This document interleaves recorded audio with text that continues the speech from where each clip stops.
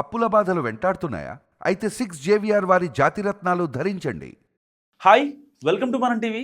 నేను మీ మనోజ్. ఈ తమిళ్లో కనిపిస్తున్న వాడి పేరు ప్రత్యూష. అందరూ తెలిసే ఉంటుంది. చాలా తెలుగు సినిమాల్లో హీరోయిన్గా చేసింది అండ్ మలయాళ కన్నడలో కూడా ఈవిడ వర్క్ చేయడం జరిగింది. అయితే ఈవిడ 2002లో చనిపోయింది. అప్పుడెప్పుడో 2002లో చనిపోతే మరి ఇప్పటికీ కేసు తేలకపోవడం ఏంటి? ఎందుకు సిద్ధార్థ్ రెడ్డికి జైలు శిక్ష తగ్గుతూ వస్తుంది, పెనాల్టీలు తగ్గుతూ వస్తున్నాయి? ఇంత తాత్సారం ఎందుకు? కేవలం 2 ఏళ్ల జైలు శిక్ష కోసం 20 ఏళ్ళు పోరాటం చేయాలా? అసలు మన న్యాయ వ్యవస్థ ఏం చెప్తుంది? అంటే హంతకులకు కానీ అప్కమింగ్ హంతకులకు కానీ ఈ 20 ఏళ్ళు తాత్సారం చేసి 2 ఏళ్ళు జైలు శిక్ష విధించి ఒక ఆవిడని చంపినందుకు గాను అంటే ఏం మెసేజ్ ఇస్తుంది సభ్య సమాజానికి? నిజంగా ఇలాంటి తాత్సారాలు ఇలాంటి ఇంత లేట్ జరగడం వల్లే కదా ఒక క్రిమినల్లో కావచ్చు అంటే సభ్య సమాజంలో ఉండేటోళ్ళకి అంటే ఒకే మనుషుల్ని చంపేసినా సరే ఈ జైలు శిక్షలు కావచ్చు, కేసులో న్యాయం జరగడాలు కావచ్చు, ఇవన్నీ కూడా చాలా లేట్గా జరుగుతాయనే భావన ప్రతి ఒక్కరిలో ఏర్పడుతుంది.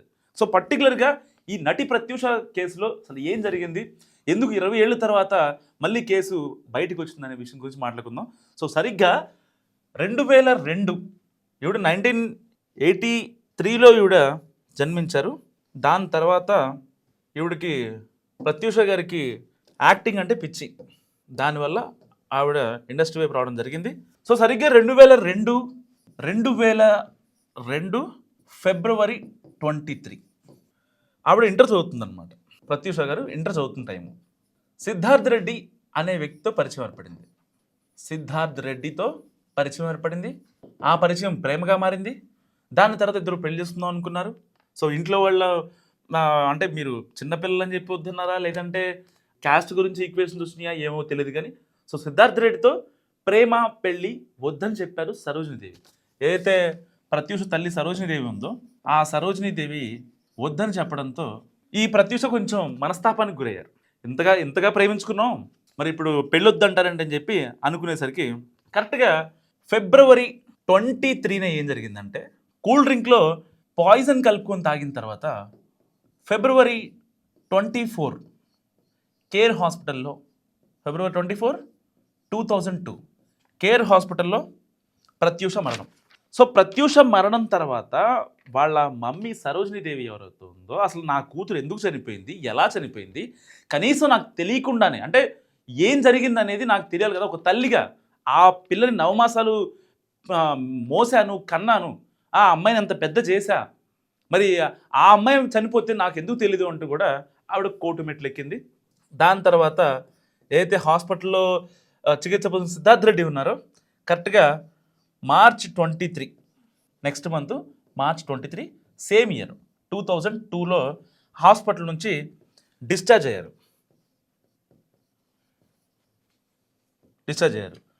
సో ఇక్కడ సస్పెక్ట్ ఎవరు? సిద్ధార్థ్ రెడ్డి. స్పాట్లో ఉన్నాడు, ఇద్దరు ప్రేమించుకున్నారు. సో రేప్ జరిగిందని వాళ్ళ అమ్మ చెప్తుంది, లేదు సూసైడ్ అని చెప్పి సిద్ధార్థ్ రెడ్డి చెప్తున్నాడు. దాని తర్వాత సిద్ధార్థ్ రెడ్డి మీద 306 అండ్ 309 ఆత్మహత్య చేసుకునేలా చేయడం అండ్ ఆత్మహత్యకి యత్నించడం, ఈ 2 కేసులు సిద్ధార్థ్ రెడ్డి మీద నమోదయ్యాయి. అయితే ఈ 2 శిక్షలు విధించిన తర్వాత హైదరాబాద్ మెట్రోపాలిటన్ కోర్టు 5 ఏళ్ళు జైలు శిక్ష విధించింది. ఎప్పుడు? 2004లో హైదరాబాద్ మెట్రోపాలిటన్ కోర్టు 5 ఏళ్ళు జైలు శిక్ష, 5 years జైలు వేసింది అండ్ 5,000 రూపాయల జరిమానా అప్పట్లో 2004 టైంలో. సో దాని తర్వాత ఏం జరిగిందంటే దాన్ని సిద్ధార్థ్ రెడ్డి చాలా తెలివిగా సవాల్ చేశాడు. అప్పటికే సిద్ధార్థ్ రెడ్డి బీటెక్ చేస్తున్నాడు అనమాట, ఇంటర్ అయిపోయింది కదా. సో బీటెక్ 3rd ఇయర్లో ఉన్నాడు. సో అప్పటికే హైకోర్టులో సవాల్ చేసిన తర్వాత లేదు ప్రత్యూష అండ్ సిద్ధార్థ్ రెడ్డి ఇద్దరు పాయిజన్ తీసుకున్నారు, అలా ఎలా వేస్తారు, ఆయన్ని చంపలేదు కదా, ఆ అమ్మాయిని రేప్ చేయలేదు కదా, ఆ అమ్మాయిని ఎటువంటి ఇబ్బంది పెట్టలేదు కదా అని చెప్పి సిద్ధార్థ్ రెడ్డి తరపు లాయర్లు ఎవరైతే ఉంటారో వాళ్ళు హైకోర్టులో వాదించడంతో కేసు మళ్ళీ వెనక్కి వచ్చింది. అలా ఎలా చేస్తారు, మా వాడు అమాయకుడు అని చెప్పి ఈయన తరపు లాయర్లు వీళ్ళంతా మాట్లాడిన తర్వాత లేదు దాదాపుగా 6 ఏళ్ళ వాదన తర్వాత 6 ఏళ్ళు ఈ కోర్టులు కేసులు ఇవన్నీ జరిగిన తర్వాత 2 ఏళ్ల జైలు శిక్ష విధించింది. 2 years వేసింది. 2 years jail and 50K penalty. ఎప్పుడు 2011లో ఇది జరిగింది, సరిగ్గా 2011లో ఇది జరిగింది. సో దాని తర్వాత నా కూతుర్ని చంపాడు, నా కూతుర్ని రేప్ చేశాడని నేను చెప్తుంటే ఇన్నాళ్ళు తాత్సారం చేసి 2002లో ఇది ఈ ఇన్సిడెంట్ జరిగితే 2011లో మళ్ళీ శిక్ష ఎలా తగ్గిస్తారని చెప్పి సరోజినీదేవి ఎవరైతే ఉన్నారో మళ్ళీ ఆవిడ కోర్టును ఆశ్రయించింది. అలా ఎలా చేస్తారు? 2011 డిసెంబర్ 28 ఈవిడ మళ్ళీ సుప్రీంకోర్టుకి ఎక్కింది. సుప్రీంకోర్టు వెళ్ళిన తర్వాత చంపింది వాడే, రేప్ చేశాడు, నా కూతుర్ని ఇది చేస్తే మీరు కనీసం రెస్పాండ్ అవ్వరు అని చెప్పి సరోజినీదేవి సుప్రీంకోర్టుని అప్పీల్ అవుతే ఎప్పుడు 2012 వెళ్ళింది ఈవిడ. ఎలాగైనా సరే అతనికి శిక్ష పడాలి, అయితే 306 కింద పడాలి, లేదంటే 302 కింద పడాలి, గట్టిగా శిక్ష పడాలి. నా కూతురు వాల్యూ ఉంటే తెలియాలి వాడికి, ఒక ఆడపిల్లని ఇబ్బంది పెడితే ఎలా ఉంటుంది అనేది వాడికి అర్థం కావాలని చెప్పి సరోజినీదేవి 2012 నుంచి 2025 వరకు స్టిల్ ఇప్పటికీ ఆవిడ న్యాయ పోరాటం చేస్తూనే ఉంది. కానీ ఇప్పటికీ సరోజినీదేవికి న్యాయం జరగలేదు. అసలు ఒక్కసారి ఆలోచించండి. ఒకసారేమో 2004లో జరిగిన కోర్టు తీర్పుల్లో వాటిల్లో ఇచ్చిన దాంట్లోనేమో 5 ఏళ్ల జైలు శిక్ష, 5,000 రూపాయలు జరిమానా వేశారు. మళ్ళీ తర్వాత 2011లో మళ్ళీ శిక్ష తగ్గించి 2 ఏళ్ల జైలు శిక్ష, 50,000 పెనాల్టీ వేశారు. శిక్ష ఎందుకు తగ్గుద్ది నాకు అర్థం కాదు. అంటే ఏ రాజకీయాలు దీంట్లో ఇన్ఫ్లుయెన్స్ అయ్యాయి? ఆ రోజున స్పాట్లో ఏమన్నా 10 మంది ఉన్నారా? ఒక అపార్ట్మెంట్లో జరిగింది, చుట్టూ 10 మంది ఉన్నారు, వీళ్ళిద్దరికి పెళ్ళయింది, లేదంటే వేరే వాళ్ళు ఎవరో ఇన్వాల్వ్ అయి ఉన్నారు అంటే వాళ్ళు ఏమన్నా సాక్ష్యాలు తారుమారడం ఇంకోటి చేయొచ్చు. అక్కడ స్పాట్లో ఉంది ఇద్దరు, సిద్ధార్థ్ రెడ్డి, ప్రత్యూష. అప్పుడు వాళ్ళు స్టూడెంట్స్గా ఉన్నారు. సో అంత ఇన్ఫ్లుయెన్స్ చేసే కెపాసిటీ అయితే ఉండదు. ఈ మెడని ఉరేసాడా, లేదంటే కావాలనే చంపడానికి ప్రయత్నించాడా, ఇక వీళ్ళిద్దరూ కలిసి బతకలేము అని వీళ్ళిద్దరు ఒక డెసిషన్ వచ్చిన తర్వాత, ఎందుకంటే 10th ఇంటర్ అంటే కొంచెం నిబ్బి స్టేజ్ అనమాట. సో అలాంటి టైంలో మనం డెసిషన్స్ కరెక్ట్గా తీసుకోలేము.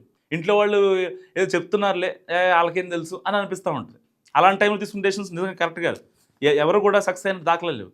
మరి అలాంటి టైంలో వీళ్ళిద్దరే ఉన్నప్పుడు సిద్ధార్థ్ రెడ్డిని విచారించడంలో ఎందుకు వ్యవస్థలు ఫెయిల్ అవుతున్నాయి? ఎందుకు న్యాయం జరగట్లేదు ఇప్పటికీ?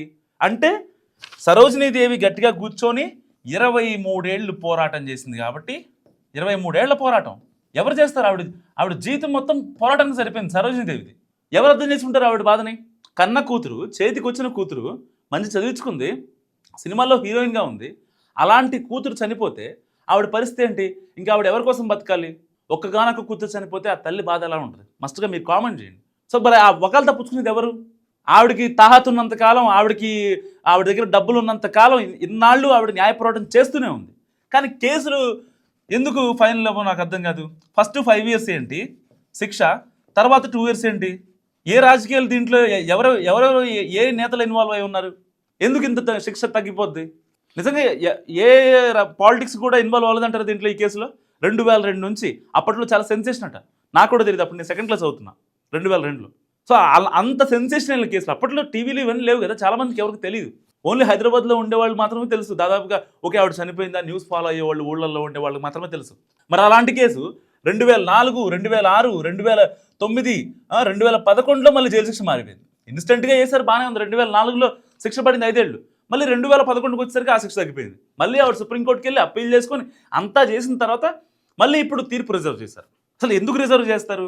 22 ఏళ్ల పోరాటం చేసినా సరే ఒక ఆడబిడ్డ చనిపోతే న్యాయం ఎందుకు జరగదు?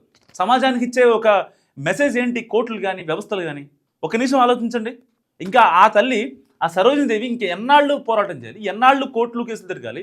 ఇక ఆవిడకి విసిగిరాదా? జనరల్గా కోర్టులు కేసులు తిరిగేవాళ్ళు ఒక 4-5 నెలలకి విసిగి వేసారిపోతారు. ఇక వీళ్ళతో మనకి కాదులే, మనకి న్యాయం జరగదని చెప్పి చాలా గమ్మునుండే కేసులు చాలా వందలు, కోకొల్లలు. సరే ఒకవేళ కోర్టుకి వెళ్ళినా సరే మళ్ళీ ఇటు అడ్వకేట్ని, ఇటు పోలీసు వాళ్ళని ఇదంతా చేయాలని చెప్పి చాలామంది వద్దనుకుని ఆగిపోతారు. మరి ఆవిడ ఆ సరోజినీదేవి అంత గట్టిగా స్ట్రాంగ్గా నిలబడింది కదా. దీంట్లో ఇన్వాల్వ్ అయిన వాళ్ళు 10 మంది లేరు, ఓన్లీ సిద్ధార్థ్ రెడ్డి మాత్రమే ఉన్నాడు. ఆయనకు శిక్ష పడేలా చేయండి, నా కూతురికి న్యాయం చేయండి, నా కూతురిని ఎలాగో తీసుకురాలేదు కాబట్టి ఆ అబ్బాయికి న్యాయం జరిగేలా చేయండి, ఆడదాన్ని ఇంకొక ఆడదాన్ని ఎప్పుడు ఇలా చేయకూడదు అని చెప్పి ఆవిడ బాధపడుతుంది. ఎందుకు ఆ బాధను అర్థం చేసుకోరు? వ్యవస్థలకు పట్టవా? నిజంగా ఒక కేసుని డీల్ చేయడానికి 23 ఏళ్ళు కావాలా? మీరు ఏమనుకుంటున్నారు నాకు మస్తుగా కామెంట్ చేయండి. చూస్తున్నాండి మనం టీవీ.